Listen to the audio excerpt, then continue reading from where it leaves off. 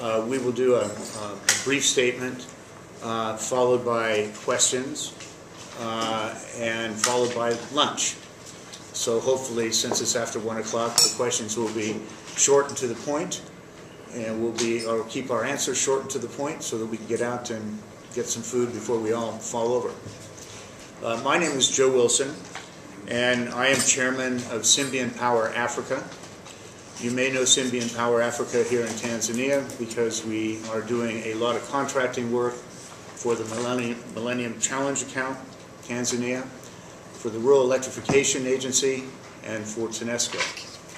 We build transmission lines, distribution lines, and substations. We've also built power plants elsewhere, notably in Iraq. We have also, in Afghanistan, we have also done transmission lines and distribution lines in Iraq during the height of the conflict there. To my right is Paul Hinks, the CEO of Symbion Power, and to his right is the country director here in Tanzania, Chris Campanova. To my left, representing the embassy, the U.S. Embassy, is Emily Schaefer. Symbion Power is a U.S. company that has done business in Iraq, Afghanistan, and is currently working in Haiti, Guam, and elsewhere. As has been reported in The Guardian over the last couple of days, Symbion has been engaged in discussions over the past several weeks for the acquisition of what is being called the Dowans power plant. We reached an agreement on April 14th with ProEnergy Services to purchase the power plant, subject to extensive due diligence and satisfaction of conditions precedent, as well as defining our respective relationships in this enterprise. We have now satisfied all these prerequisites. We have done our due diligence. We have defined the relationship between ourselves and ProEnergy, and we have signed an agreement to purchase the power plant. We're very excited about this. There is a press release that you can read for yourselves, so I won't go through it, other than to say that this is an exciting development for us. We look forward to continuing to be partners in the effort to provide electricity to Tanzania and to the Tanzanian people. And I'll turn it over to our CEO, Mr. Hinks. Paul? Yeah, I've got quite a long personal history with Tanzania. I first came to the country in 1982. I've continued working with Tanzania long after I left here in 1992. I've continued doing business with Tanzania in the electricity sector since then, and I'm delighted to be doing the work for the Millennium Challenge Corporation and the Millennium Challenge Account Tanzania. And I'm even more delighted to now be involved in investing in Tanzania and investing in Tanzania's future, particularly with the problems that I see facing the people of Tanzania today. So I think the best is, if you, ladies and gentlemen, are interested in asking us questions, we should throw it open to you. So perhaps you want to clarify some of the issues. We were conscious that a report appeared in one of the newspapers in Tanzania 2 days ago, so we arranged this press conference as a response to that, so that we can be as transparent as the agreements allow us to be, and explain to you and to the people of Tanzania about the deal we've done and about the arrangements going forward.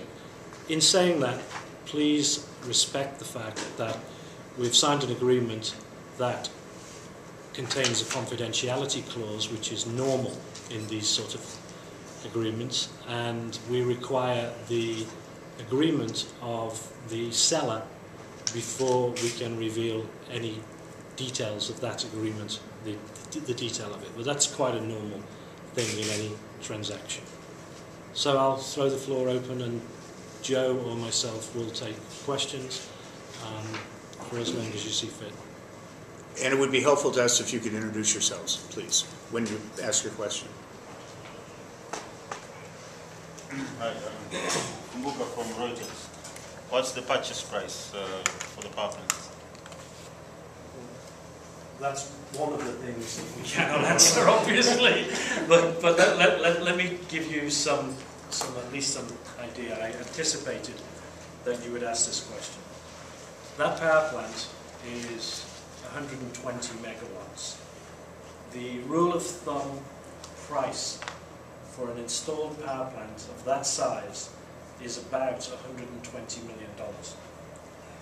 What I can tell you is that we believe we've done a very good deal, and we've got the power plant at a good price. But that is all I'm allowed to say without the permission of the seller, who doesn't want to, from the Italian. And what's the installed capacity? Is it 112 megawatts or 120 megawatts? It's 112 megawatts, but as you're probably aware, there is a gas issue at the Ubungo power plant.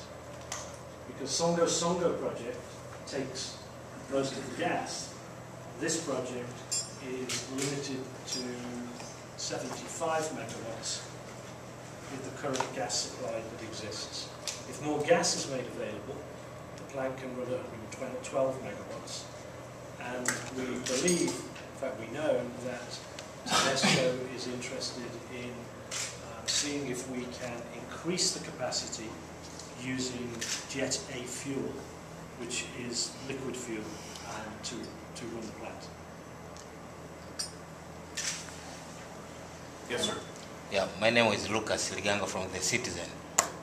I understand there was a pending case in Texas over the ownership of the power plant here in Dar es Salaam between Richmond and Dowans. How did you resolve that problem? Okay, first I'll answer generally. We also were aware of these pending cases, and we also read all the reports that most of you gentlemen have written over the past 3 years or so about this power plant. So we've undertaken an extensive due diligence, both legally, technically, in all respects, and there is no outstanding case. There was some sort of a lawsuit. I think Dowans sued Richmond, not Richmond sued Dowans.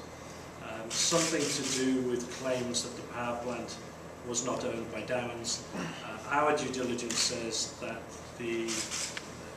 legally the power plant was owned by Dowans until now, and that there is no case for anybody to answer. And in fact, by contacting through our lawyers Richmond and Dowans, we established that there is no claim from one to the other. Yes, sir. My name is Dwan Adachi and I work for Channel 10. My question is that even if you are given go-ahead by TANESCO to supply power tomorrow, say you can't supply because the trains which are used to transport gas from Songa's wells are for repairs. Is that correct? Yes, I mean, if TANESCO asked us to supply gas tomorrow, we could not do it. Sorry, electricity tomorrow, we could not do it because the gas train is shut down while they make repair works or maintenance works. So this problem, which will last for the next few days, would affect this plant also. However, if this plant was requested to operate, we were requested to operate this plant when the gas train is back on in a matter of a few days, we could do it. We have had an independent engineer in to test the equipment. Yes, we brought in independent engineers, and we undertook 2 weeks ago a pretty major analysis of the equipment by trained specialists, and we ran the machinery and checked it over a period of time. And despite the reports that have existed that this is not reliable equipment, our homework tells us not only is it reliable, but it's actually in very good condition. And what is quite surprising is it's been very well maintained during the period that the power plant has been shut down, almost 3 years ago. So we're very happy with the quality of the equipment against any standard.